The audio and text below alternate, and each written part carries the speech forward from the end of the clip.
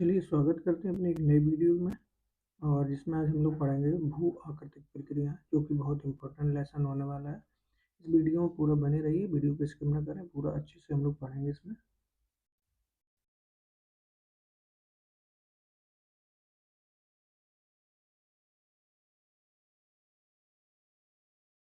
सबसे पहले हम देखते हैं कि भूतल जो संवेदनशील है तथा मानव अपने निर्वाह के लिए इस पर निर्भर करता है तथा इसका व्यापक एवं सघन उपयोग करता है। लगभग सभी जीवों का धरातल के पर्यावरण के अनुभाग में योगदान होता है। यानी इसमें अगर हम देखें तो हजारों सैकड़ों वर्ष बाद भी इसके आकार, उपयोग, दुरुपयोग, प्रयोग के कारण संभाव्यता विभव तीव्र गति से ह्रास हो रहा है। यदि उन प्रक्रियाओं को जिन्होंने धरातल को विभिन्न आकार दिया है या अभी दे रही हैं तथा उन पदार्थ की प्रकृति जिनमें निर्मित है या इनको समझ लिया जाए तो निश्चित रूप से मानव उपयोग जनित हानिकारक प्रभाव को कम करने एवं भविष्य के लिए इसके संरक्षण हेतु आवश्यक उपाय किए जा सकते हैं। चलिए हम देखते हैं सबसे पहले भू आकृतिक प्रक्रियाएं जियोमॉर्फिक प्रोसेसेस। यानी आप भू आकृतिक प्रक्रिया को अर्थ समझना चाहेंगे तो धरातल के पदार्थों पर अंतर्जनित एवं बाह्यजनित बलों द्वारा भौतिक दबाव तथा रासायनिक क्रियाओं के कारण भूतल के विन्यास में परिवर्तन को भू आकृतिक प्रक्रियाएं कहते हैं।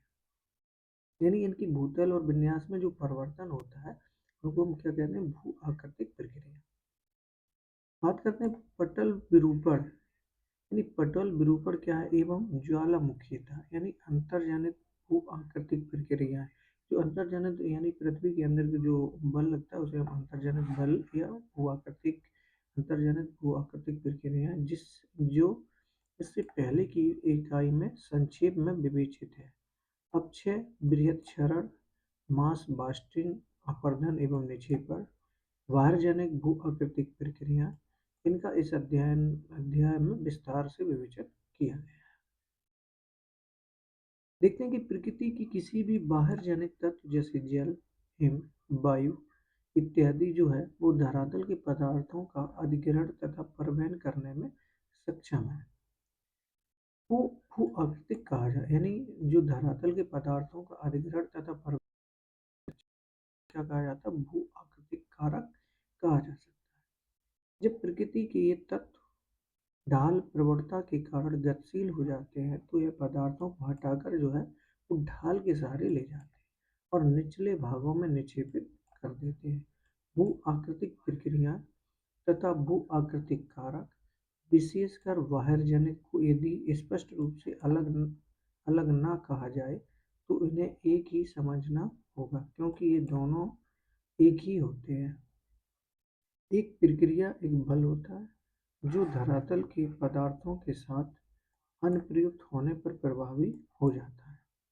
एक कारक एजेंट एक गतिशील माध्यम जैसे प्रवाहित जल, हिमानी हवा, लहरें एवं धाराएं इत्यादि हैं जो धरातल के पदार्थों को हटाता या ले जाता है, निक्षेपित करता है। इस प्रकार का प्रवाह युक्त जल जो है भूमिगत जल, हिमानी हवा, लहरों और धाराओं इत्यादि को भू आकृतिक कारक कहा जा सकता है। अब समझते हैं कि गुरुत्वाकर्षण जो है वो ढाल के सहारे सभी गतिशील पदार्थों को सक्रिय बनाने वाली दिशात्मक बल होने के साथ साथ धरातल के पदार्थों पर दबाव डालता है। अप्रत्यक्ष गुरुत्वाकर्षक प्रतिबल लहरों एवं ज्वार भाटा जनित धाराओं को क्रियाशील बनाता है। निसंदेह गुरुत्वाकर्षण एवं ढाल प्रवणता के अभाव में गतिशीलता संभव नहीं है, अतः अपरदन, परिवहन एवं निक्षेपण भी नहीं होगा। गुरुत्वाकर्षण एक ऐसा बल है जिसके माध्यम से हम धरातल से संपर्क में रहते हैं।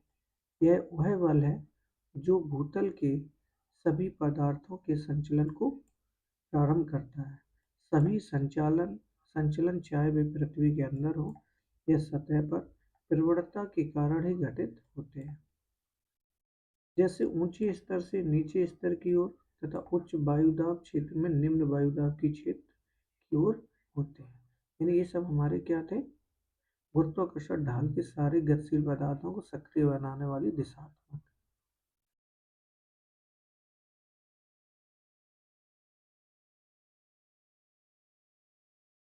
चलिए अब बात करते हैं अंतर्जनित प्रक्रियाएं क्या होती हैं। पृथ्वी के अंदर से निकलने वाली ऊर्जा भू आकृतिक प्रक्रियाओं के लिए प्रमुख बल स्रोत है। पृथ्वी के अंदर की ऊर्जा अधिकांशतः रेडियोधर्मी क्रियाओं, घूर्णन एवं ज्वारीय घर्षण तथा पृथ्वी की उत्पत्ति से जुड़ी ऊष्मा द्वारा उत्पन्न होती है। भूतापीय प्रवणता एवं अंदर से निकली ऊष्मा प्रवाह से प्राप्त ऊर्जा पटल, विरूपण एवं ज्वालामुखीता को प्रेरित करती है।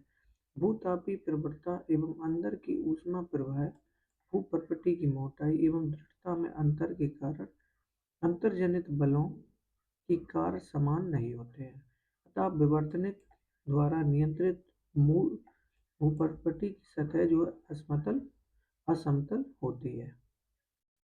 अब देखते हैं पटल विरूपण क्या होता है। पटल विरूपण यानी सभी प्रक्रिया जो भूप्रकृति को संचलित, उत्थापित तथा निर्मित करती है। यानी पटल विरूपण क्या है? सभी प्रक्रियाएं जो भूप्रकृति को संचलित, उत्थापित तथा निर्मित करती हैं पटल विरूपण के अंतर्गत आती हैं। इनमें निम्नलिखित जैसे कारक जो सम्मिलित हैं, जैसे तीक्ष्ण बलयन के माध्यम से पर्वत निर्माण तथा भूप्रकृति की लंबी एवं संकीर्ण पट्टियों को प्रभावित करने वाली पर्वतनीय प्रक्रियाएं। दूसरे की अगर बात करें तो धरातल के बड़े भाग के उत्थापन या विकृति में संलग्न महाद्वीप रचना संबंधी प्रक्रियाएं, अपेक्षाकृत छोटे स्थानीय संचलन के कारण उत्पन्न भूकंप। अगर हम वही 4 नंबर बात करें तो पर्वतीय प्लेट के क्षैतिज संचलन करने में प्लेट विवर्तनिकी की भूमिका। प्लेट विवर्तनिक परिवर्तनी की प्रक्रिया में भूपर्वतीय जो वलयन के रूप में तीक्ष्णता से विकृत हो जाती है। आगे देखते हैं कि महाद्वीप रचना के कारण साधारण विकृति हो सकती है। ये क्या था? पटल विरूपण। तो पटल विरूपण हम लोग समझे कि सभी प्रक्रियाएं जो भूपर्वतीय की संचलित या उत्थापित तथा निर्मित करती है उसे हम भूपटल विरूपण कहते हैं। बात करते हैं पर्वतनीय पर्वत निर्माण प्रक्रिया। जबकि महाद्वीप रचना जो है महाद्वीप निर्माण प्रक्रिया है, यानी महाद्वीप रचना महाद्वीप निर्माण प्रक्रिया है। पर्वतनीय महाद्वीप रचना भूकंप एवं प्लेट विवर्तनिकी की प्रक्रियाओं से भूप्रकृति में भ्रंश तथा विभंग हो सकता है। इन सभी प्रक्रियाओं के कारण दबाव, आयतन तथा तापक्रम में परिवर्तन होता है, जिसके फलस्वरूप शैलों का कायांतरण प्रेरित होता है। चलिए अब बात करते हैं ज्वालामुखीता। ज्वालामुखीता का मतलब क्या है कि जो ज्वालामुखी के कारण जो प्रक्रियाएं होती हैं भू आकृति में, वो सब ज्वाला यानी ज्वालामुखीता के अंतर्गत पिघली हुई शैलों या लावा का भूतल की ओर संचलन एवं अनेक आंतरिक तथा बाह्य ज्वालामुखी स्वरूपों का निर्माण सम्मिलित होता है। इस पुस्तक की द्वितीय इकाई के ज्वालामुखी शीर्षक एवं पिछले अध्याय के अग्नि सेल के हमने जैसा कि इसके पहले जो वीडियो पढ़ा है उसमें विस्तृत जानकारी इसके बारे में हम दे चुके हैं। बात करते हैं बाहर जनिक प्रक्रियाएं। जैसे अभी अंतर्जनिक प्रक्रियाएं थी, अब हम बाहर जनिक प्रक्रियाओं के बारे में, यानी एक्सोजेनिक प्रोसेसेस क्या है। तो बाहर जनिक प्रक्रियाएं अपनी ऊर्जा से सूर्य द्वारा निर्धारित वायुमंडलीय ऊर्जा एवं अंतर्जनित शक्तियों से नियंत्रित विवर्तनिक, जिसे टेक्टोनिक कहते हैं, कारकों से उत्पन्न प्रवणता से प्राप्त होती है। गुरुत्वाकर्षण बल ढाल युक्त सतह वाले धरातल पर कार्यरत रहता है तथा ढाल की दिशा में पदार्थ को संचालित करता है। प्रति इकाई क्षेत्र पर अनुप्रयुक्त बल को प्रतिबल यानी स्ट्रेस कहते हैं। ठोस पदार्थ में प्रतिबल स्ट्रेस धक्का एवं खिंचाव से उत्पन्न होता है। ध्यान रखें, प्रति इकाई क्षेत्र पर अनुप्रयुक्त बल को प्रतिबल कहते हैं और ठोस पदार्थ में प्रतिबल को किस नाम से जानते हैं? धक्का या खिंचाव के बल से उत्पन्न होता है। इस विकृति से इससे क्या होता है? एक विकृति प्रेरित होती है। धरातल के पदार्थों के सहारे सक्रिय बल आरूपण प्रतिबल विलगकारी बल होते हैं। यही प्रतिबल शैलों एवं धरातल के पदार्थों को तोड़ता है।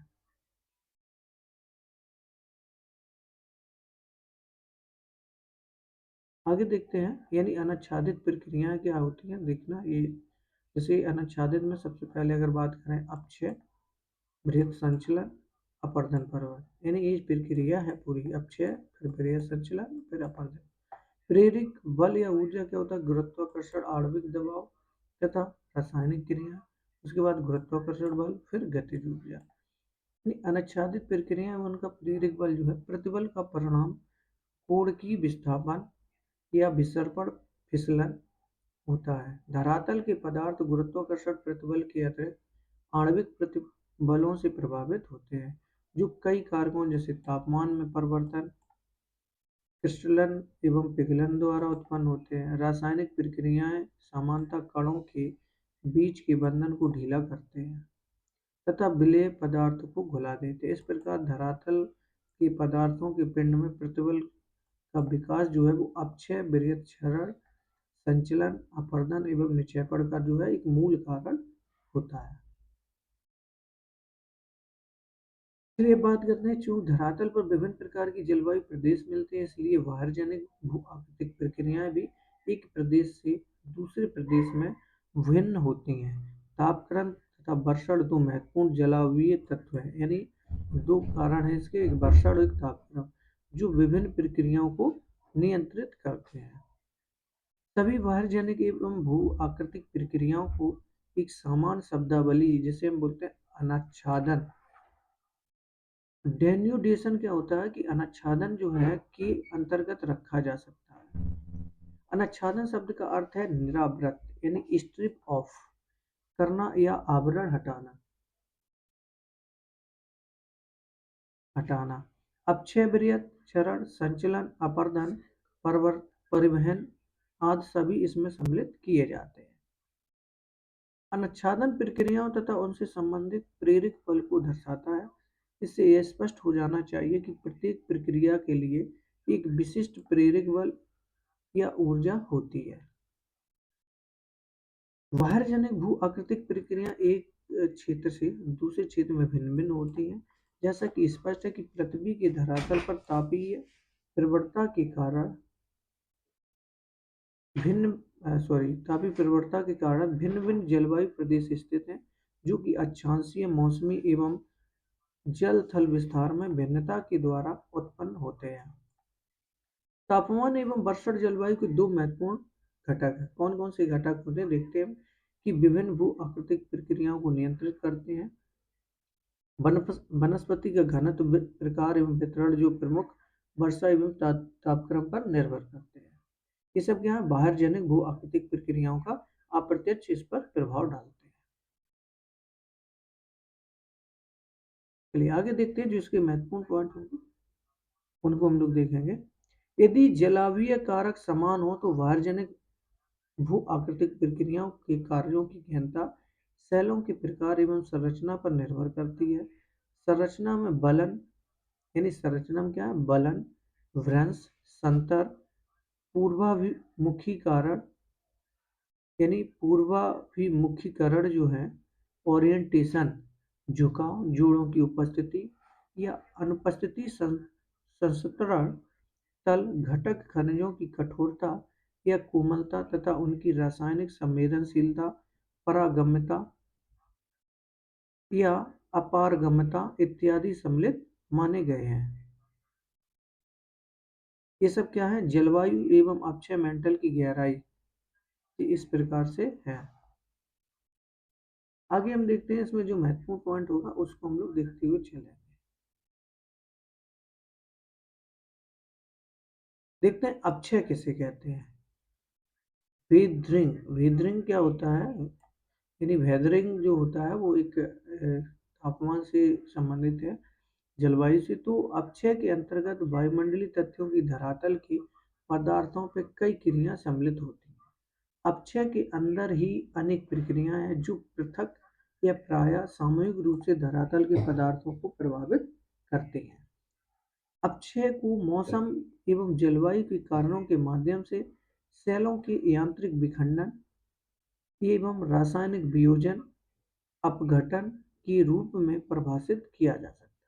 क्योंकि अगर देखते हैं कि अपक्षय में पदार्थों का बहुत थोड़ा अथवा नगण्य संचलन होता है, एक स्वस्थाने इन सिटू तथा तदस्थन वन साइड, एक स्वस्थाने क्या होता है? इन सिटू या तदस्थन वन साइड ऑन साइड जो प्रक्रिया है उनको देखेंगे।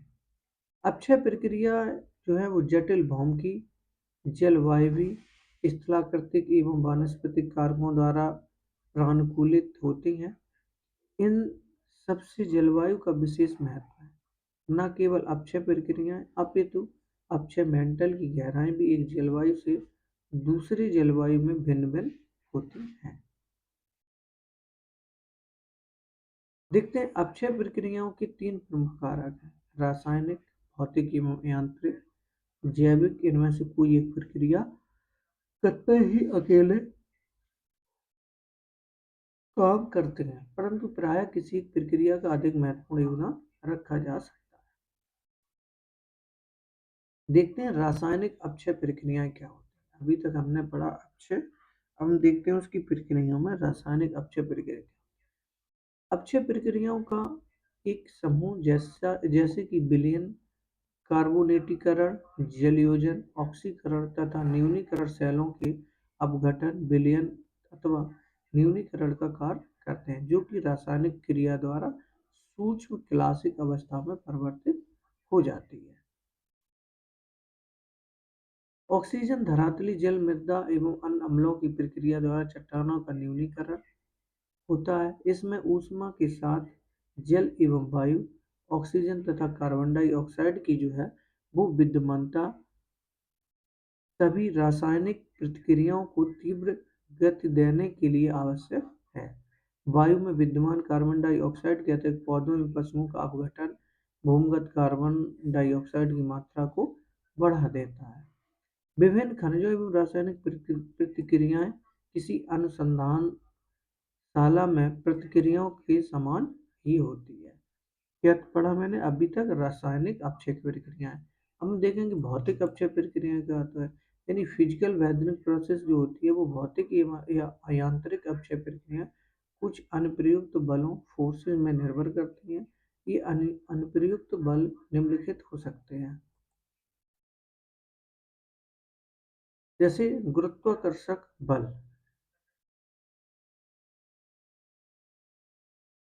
जैसे अत्यधिक उभार अत्यधिक ऊपर भार दबाव एवं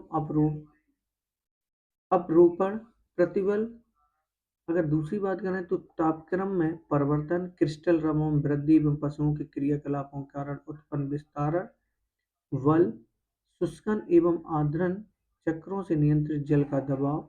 इनमें से कई बल धरातल एवं विभिन्न धरातल पदार्थों के अंदर अनुप्रयुक्त होती है। अभी हमारी ये थ्योरी क्लास चल रही है, इसके बाद हम लोग ऑब्जेक्टिव भी पढ़ेंगे। उस ये थ्योरी जब क्लास खत्म हो जाएंगी सभी लेसनों की, उसके बाद इससे बनने वाले जो मुख्य प्रश्न हैं उनको भी हम देखेंगे। ऑब्जेक्टिव में बहुत इंपॉर्टेंट रहेंगे। अगर आपको वीडियो पसंद आ रहा हो तो प्लीज़ लाइक करें।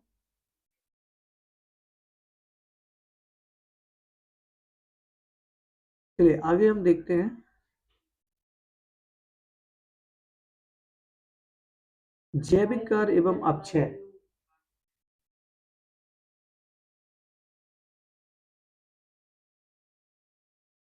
जैविक कार्य एवं अपक्षय देखेंगे, यानी बायोलॉजिकल एक्टिविटी एंड वेदरिंग। जैविक अपक्षय जीवों की वृद्धि या संचलन से उत्पन्न अपक्षय वातावरण एवं भौतिक परिवर्तन से खनिजों एवं जो आयन्स हैं के स्थानांतरण की दिशा में एक योगदान है, जैसे केंचुओं, दीमकों, चूहों, कृंतकों इत्यादि जैसे जीवों द्वारा बिल खोदने एवं बेंजिंग फान जिसे बोलते हैं कि द्वारा नई सतहों का निर्माण होता है, जिससे रासायनिक प्रक्रिया के लिए अनावृत सतह में नमी एवं हवा के वेधन में सहायता मिलती है। मानव भी वनस्पतियों को अस्त व्यस्त कर खेत जोतकर एवं मिट्टी में कृषि करके धरातली पदार्थों में वायु, जल एवं खनिजों के मिश्रण तथा उनमें से नए संपर्क स्थापित करने में सहायक होते हैं। सड़ने वाले पौधों एवं पशुओं के पदार्थ ह्यूमिक, कार्बनिक एवं अन्य अम्ल जैसे पदार्थ तत्वों के उत्पादन में योगदान देते हैं, जिससे कुछ तत्वों का सड़ना, क्षरण एवं घुलन बढ़ जाता है। पौधों की जड़ें धरातल के पदार्थों पर जबरदस्त दबाव डालती हैं तथा उन्हें यांत्रिक ढंग से तोड़कर अलग अलग कर देती हैं। यानी इस प्रकार से हमने क्या पढ़ा, ये जैविक कार्य एवं अपक्षय के रूप में पढ़ा। अब हम पढ़ेंगे अपक्षय की विशेष प्रभाव क्या है, किस पर इसके प्रभाव पड़ते हैं।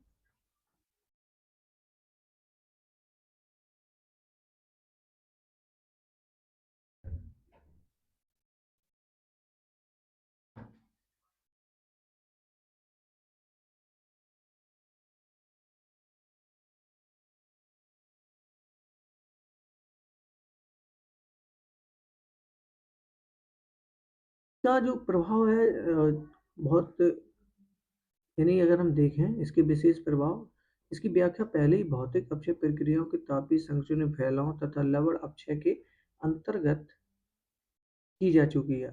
अब सकलन एवं का एक परिणाम प्रक्रिया नहीं, सेल या आधार सेल के ऊपर से मोटे तौर पर घुमावदार चादर के रूप में उत्खंडित या पत्रकन होता है, जैसे जिसके परिणामस्वरूप चिकनी एवं गोल सतह का निर्माण होता है। अब सकलन आवृत्तिकरण एवं तापक्रम परिवर्तन द्वारा प्रेरित फैलान एवं संकुचनों के कारण भी होता है। अपसल्कित गुंबद एवं टॉर्च क्रमशः आवृत्तिकरण एवं तापीय संकुचन से उत्पन्न होते हैं। देखते हैं अपक्षय का महत्व जो है बहुत ही अधिक महत्व है।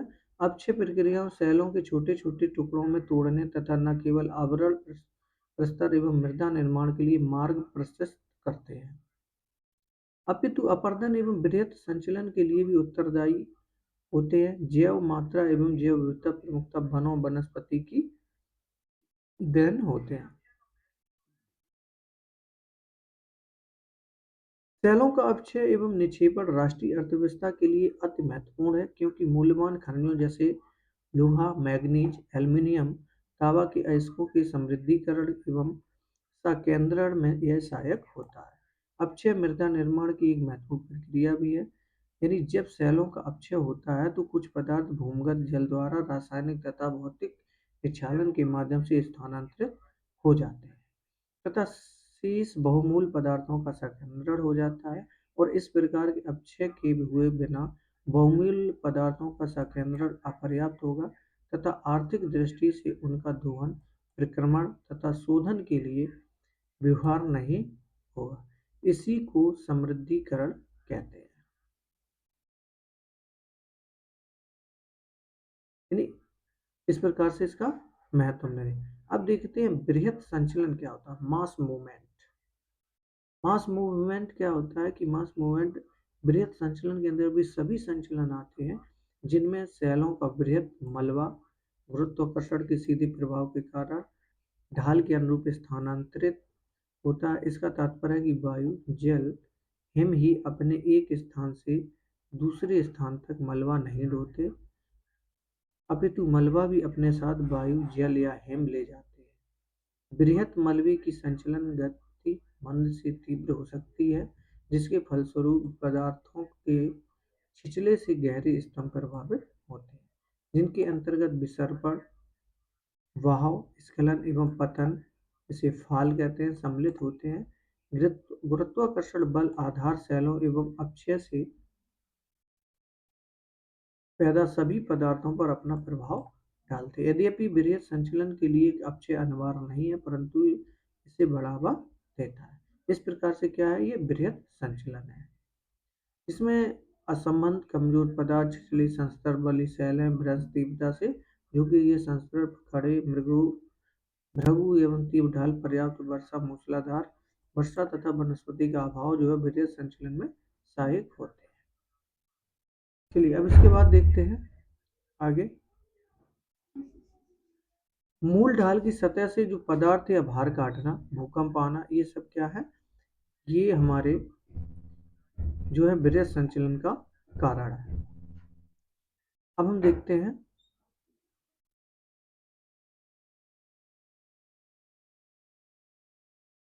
प्राकृतिक वनस्पति या अंधाधुंध विनाश। यानी संचलन जो है वो कितने प्रकार के होते हैं, 3 प्रकार के होते हैं। एक अनुप्रस्थ विस्थापन, जैसे तुषार वृद्धि या अन्य कारणों से मृदा का अनुप्रस्थ विस्थापन। दूसरा प्रवाह एवं तीसरा स्खलन। इनको सबसे पहले हम देखते हैं। अनुप्रस्थ विस्थापन तुषार वृद्धि या अन्य कारणों से मृदा का अंतर, जिसे हम भूस्खलन भी कहते हैं।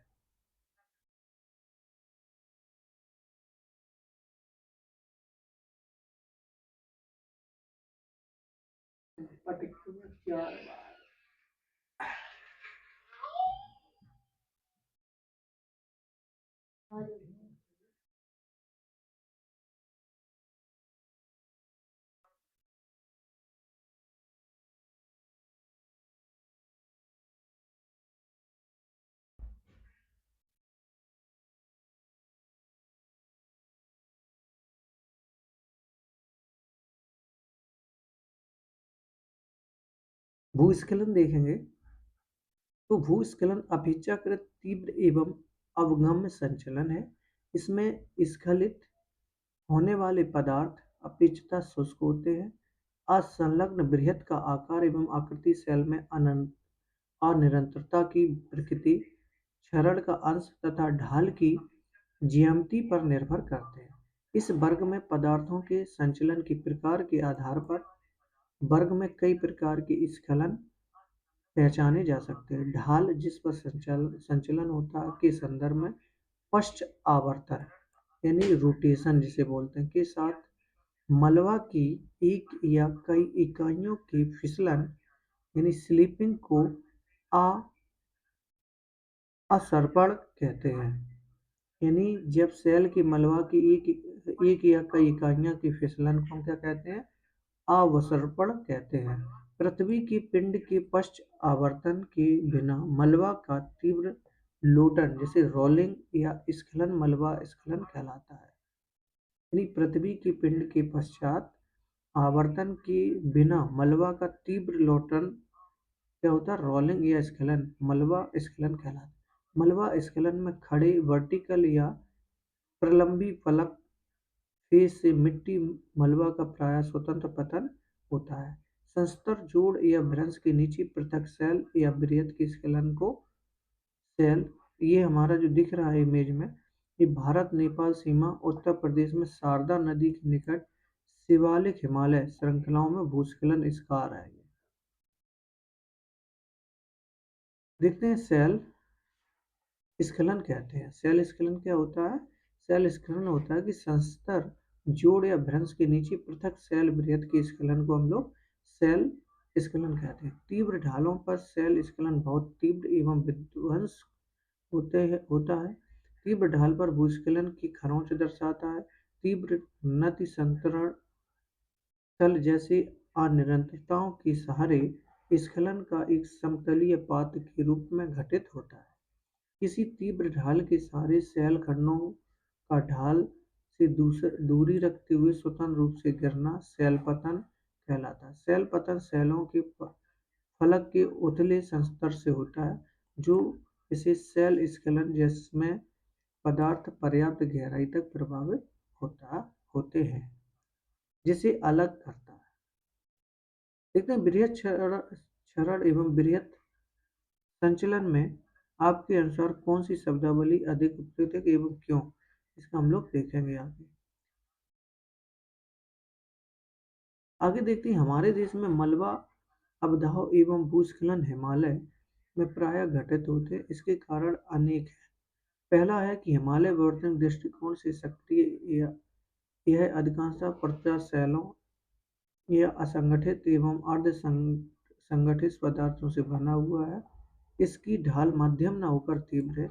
हिमालय की तुलना में तमिलनाडु, कर्नाटक एवं केरल की सीमा बनाता हुआ नीलगिरी एवं पश्चिमी तट के किनारे पश्चिमी घाट अपेक्षाकृत विवर्तन की दृष्टि से अधिक स्थायी तथा बहुत कठोर सेलों से निर्मित है। परंतु अब भी इन पहाड़ियों में मलबा अवधाव एवं भूस्खलन होते रहते हैं। यद्यपि उनकी बारंबारता उतनी नहीं है जितनी हिमालय में, क्योंकि पश्चिमी घाट एवं नीलगिरी ढाल बड़े लघु एवं कगार के साथ तीव्रतर है। तापक्रम में परिवर्तन एवं ताप प्रसर के कारण यांत्रिक अपक्षय सुस्पष्ट होता है। वहाँ लघु अवधि में अधिक वर्षा होती है अतः इन स्थानों में भूस्खलन एवं मलबा अपधाव के साथ प्रायः सीधे शैल पतन होता है। बात करते हैं अपरदन एवं निक्षेपण की। अपरदन के अंतर्गत शैलों के मलबे की अवाप्ति एवं उनकी परभन को सम्मिलित किया जाता है और पिंडाकार शैलें अपक्षय एवं अन्य क्रियाओं के कारण छोटे छोटे टुकड़ों में टूटती हैं। तो अपरदन के भू आकृतिक कारक जैसे कि भू प्रभावित जल, भौमजल, हिमानी, वायु लहरें एवं धाराएं उनकी एक स्थान से हटाकर दूसरे स्थान को ले जाते हैं।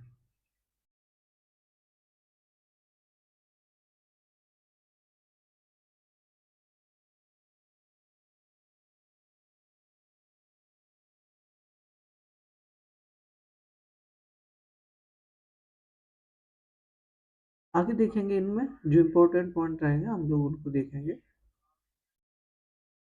देखते हैं कि अपरदन के दो अन्य कारक हैं जैसे लहरों एवं धाराओं द्वारा भूमिगत जल का कार्य जलवायु द्वारा नियंत्रित नहीं होता। लहरें थल एवं जलमंडल के अंतरापृष्ठ तटीय प्रदेश में कार्य करती हैं, जबकि भूमिगत जल का कार्य प्रमुखतः किसी क्षेत्र की आकस्मिक विशेषताओं द्वारा निर्धारित होता है। यदि शैलें परागम घुलनशील एवं जल प्राप्त है तो केवल काष्ठ चूनाकृत आकृतियों का निर्माण होता है। हम आगे देखेंगे नेक्स्ट अध्याय में अपरदन के कारक एवं उससे बनने वाली भू आकृतियों का विवरण। अब देखते हैं निक्षेपण अपरदन का परिणाम होता है। ढाल में कमी के कारण जब अपरदन के कारकों के वेग में कमी आ जाती है तो परिणामतः जो है अवसादों का निक्षेपण प्रारंभ हो जाता है। दूसरे शब्दों में अगर कहें कि निक्षेपण वस्तुतः किसी कारक का कार्य नहीं होता है। पहले स्थूल बाद में सूक्ष्म पदार्थ निक्षेपित होते हैं। निक्षेपण से निम्न भूभाग भर जाते हैं। वहीं अपरदन के कारक जैसे प्रवाहयुक्त जल, हिमानी, वायु लहरें, धाराएं एवं भूमिगत जल इत्यादि तल्लोचन अथवा निक्षेपण के कारक के रूप में भी कार्य करने लग जाते हैं। अपरदन एवं निक्षेपण के कारण धरातल पर क्या होता है इसके विवेचन जो हम अगले अध्याय में पढ़ेंगे। चलिए अब बात करते हैं सोइल फॉर्मेशन यानी मृदा निर्माण। बहुत ही महत्वपूर्ण है, बने रहिए वीडियो में और लाइक करते चलिए। आप पौधों को मृदा में बढ़ते हुए देखते हैं। आप मैदान में खेलते हैं और मृदा के संपर्क में आते हैं। आप मृदा को छूते हैं, उसका अनुभव करते हैं और आपके कपड़े के ऊपर मिट्टी लग जाती है। आपको कैसा अनुभव होता है इसको हम लोग देखेंगे कि मृदा एक गत्यात्मक माध्यम है जिसमें बहुत सी रासायनिक, भौतिक एवं जैविक क्रियाएं अनवरत चलती रहती हैं। मृदा अक्षय अपकर्ष का परिणाम है। यह वृद्धि का भी माध्यम भी है, एक परिवर्तनशील एवं विकासोन्मुख तत्व भी है। इसकी बहुत सी विशेषताएं हैं, मौसम के साथ बदलती भी हैं, ठंडी गर्म भी होती है। इस प्रकार से ये मृदा का निर्माण है। देखते हैं कि मृदा निर्माण की प्रक्रियाएं क्या होती हैं। मृदा निर्माण या मृदा जनन सर्वप्रथम अक्षय पर निर्भर करता है। किस पर? अक्षय पर निर्भर करता है। यह अक्षय प्रभार, अक्षय पदार्थों की गहराई ही मृदा निर्माण का मूल निवेश होता है। सर्वप्रथम अपक्षेत्र प्रभार या लाए गए पदार्थों के निक्षेप बैक्टीरिया, अन्य निष्कृष्ट पौधे जैसे कई काई लाइकेन द्वारा उपनिवेशित किए जाते हैं। प्रावार एवं निक्षेप के अंदर कई गौड़ जीव भी आश्रय प्राप्त कर लेते हैं।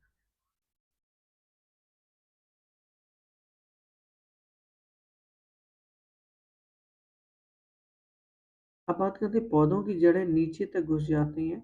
बिल बनाने वाले जानवर कणों को फैलाते हैं जिससे पदार्थों का जो है पुंज अंबार छिद्रमय एवं स्पंज की तरह हो जाता है। इस प्रकार जल धारण करने की क्षमता, वायु के प्रवेश आदि के कारण अंततः परिपक्व खनिज एवं जीव उत्पाद युक्त मृदा का निर्माण होता है। पेडालॉजी मृदा विज्ञान है एवं पेडालॉजिस्ट एक मृदा वैज्ञानिक होता है। यानी पेडालॉजी की बात करें तो क्या है, एक मृदा विज्ञान है और एवं पेडालॉजिस्ट क्या है, लॉजिस्ट जो है वो है एक मृदा वैज्ञानिक। मृदा निर्माण के कारक हैं कि जैसे मृदा निर्माण के 5 मूल कारक होते हैं जैसे मूल पदार्थ शैलें, स्थलाकृति, जलवायु, जैविक क्रियाएं और समय, ये सब क्या है, मृदा निर्माण के कारक हैं। जैसा कि जलवायु की अगर कारक देखें तो उसमें प्रवणता, वर्षा एवं बाष्पीकरण की बारंबारता, अवधि तथा आर्द्रता, तापक्रम में मौसमी एवं दैनिक भिन्नता, ये सब क्या है, तापक्रम में मौसमी एवं दैनिक भिन्नता। बात करते हैं मूल पदार्थ सेल। मृदा निर्माण की मूल सेल का एक निष्क्रिय नियंत्रक कारक है। मूल सेल कोई भी स्थानीय या उसी स्थान पर अपक्षय सेल मलबा या लाए गए निक्षेप हो सकती है। मृदा निर्माण गठन मलबा के आकार, संरचना, एकल पृथक कणों का मलबा में की कणों का विन्यास तथा सेल के निक्षेप खनिज एवं रासायनिक संयोजन पर निर्भर करता है। ये सब क्या है, मृदा मृदा निर्माण के कारक है। चलिए अब हम बात करते हैं स्थलाकृति उच्चावच। ये भी एक मृदा निर्माण का कार्य है। मूल सेल की भांति स्थलाकृति भी एक दूसरा निष्क्रिय नियंत्रक कारक है। स्थलाकृति मूल पदार्थ के आच्छादन अथवा अनावृत होने को सूर्य की किरणों के संबंध में प्रभावित करती है। स्थलाकृति धरातली एवं उपसतही अपप्रभाय की प्रक्रिया को मूल पदार्थ के संबंध में भी प्रभावित करती है। तीव्र ढालों पर मृदा छिछली तथा सपाट उच्च क्षेत्रों में गहरी, मोटी, थिक होती है। निम्न ढालों जहाँ अपरदन मंद तथा जल का परिसंचरण अच्छा रहता है। मृदा निर्माण बहुत अनुकूल होता है। सपाट समतल क्षेत्रों में चीका मिट्टी, क्ले की मोटे स्तर का विकास हो सकता है तथा जैव पदार्थ के अच्छे एकत्रीकरण के साथ मिट्टी मृदा का रंग भी गहरा काला हो सकता है। जैविक क्रिया भी जो है एक मृदा निर्माण का एक भाग है। इसमें क्या होता है, ठंडी जलवायु में ह्यूमस एकत्रित हो जाता है क्योंकि यहाँ बैक्टीरियल वृद्धि धीमी होती है।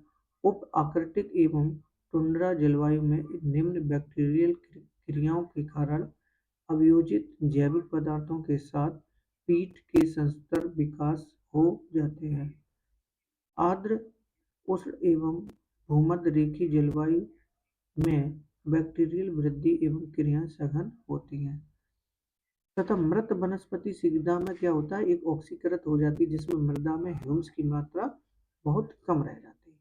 यानी मृत वनस्पति जो शीघ्रता से क्या करते हैं, ऑक्सीकृत हो जाती हैं और जिससे मृदा में ह्यूमस की मात्रा बहुत कम रह जाती है। बैक्टीरिया मृदा के जीव हवा से गैसीय नाइट्रोजन प्राप्त कर उसमें रासायनिक रूप में परिवर्तित कर देता है जिसके द्वारा पौधों द्वारा उपयोग किया जा सकता है। इस प्रक्रिया को हम क्या कहते हैं, नाइट्रोजन निर्धारण कहते हैं। राइजोबियम एक प्रकार का बैक्टीरिया जंतु वाले पौधों के जड़ ग्रंथिका में रहता है तथा मेजबान होस्ट पौधों के लिए लाभकारी नाइट्रोजन निर्धारित करता है। चींटी, दीमक, केंचुए, कृंतक इत्यादि कीटों का महत्व अभियांत्रिकी से होता है, परंतु मृदा निर्माण में ये महत्वपूर्ण होते हैं क्योंकि वे मृदा को बार बार ऊपर नीचे करते रहते हैं। केंचुए मिट्टी खाते हैं तथा उनके शरीर से निकलने वाली मिट्टी का गठन रसायन परिवर्तित हो जाता है। ये काल अवधि यानी समय भी है। समय के अनुसार यानी मृदा निर्माण में काल अवधि तीसरा महत्वपूर्ण कारक है। मृदा निर्माण प्रक्रियाओं प्रचलन में लगने वाला काल समय अवधि मृदा की परिपक्वता एवं पार्श्वरूपता का विकास निर्धारित करती है। एक मृदा तभी परिपक्व होती है जब मृदा निर्माण की सभी प्रक्रियाएं जो है वो लंबे काल तक पार्श्वरूपता का विकास करते हुए कार्यरत रहती है। थोड़े समय पहले निक्षेपित जलोढ़ मिट्टी या हिमानी तेल से विकसित मृदाएं तरल युवा में मानी जाती हैं तथा उनमें संस्तर यानी होरिजन का अभाव होता है अथवा कम विकसित संस्तर मिलता है। संपूर्ण परिप्रेक्ष्य में मिट्टी के विकास एवं उसकी परिपक्वता के लिए कोई विशिष्ट काल अवधि नहीं। पूरी थ्योरी क्लास है और थोड़ी बोरिंग क्लास भी रहेगी, लेकिन क्योंकि इसमें कोई जो खास पॉइंट है उनको हम लोग देखते हुए चल रहे थे। अगर वीडियो पसंद आया तो प्लीज़ लाइक करिए। इस लेसन को कंप्लीट करते हुए इसके महत्वपूर्ण प्रश्नों को हम लोग देख लेते हैं। पहला प्रश्न है, निम्नलिखित में कौन सी एक अनुक्रमिक प्रक्रिया है, यानी अनुक्रमिक।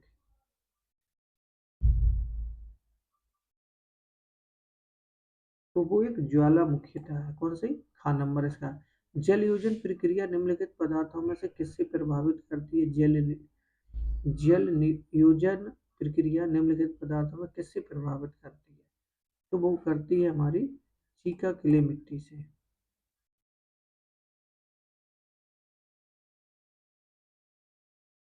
मलबा अपधाव को किस श्रेणी में सम्मिलित किया जा सकता है? भूस्खलन, मंद प्रवाही बृहद, तीव्र प्रवाही मृद संचलन, यानी मलबा अपधान, तो वो क्या है? मंद प्रवाही वृत्त संचलन, यानी इसका ग नंबर करेक्ट है। इससे जो प्रश्न बनने वाले थे ये 3 जो है महत्वपूर्ण है, और इसी के साथ इस लेसन को हमने पूरा किया। अगर वीडियो पसंद आया तो प्लीज़ लाइक करें और सब्सक्राइब भी करें चैनल को, और बेल आइकन भी प्रेस करें, जिससे कि हमारे द्वारा दिए गए वीडियो का आपके नोटिफिकेशन आपको मिलता रहे। मिलेंगे हम लोग नेक्स्ट वीडियो में, और एक कल नई वीडियो के साथ उपस्थित होंगे जो कि बहुत ही इम्पोर्टेंट रहेगी। तब तक के लिए हम लोग विदा लेते हैं इस वीडियो से।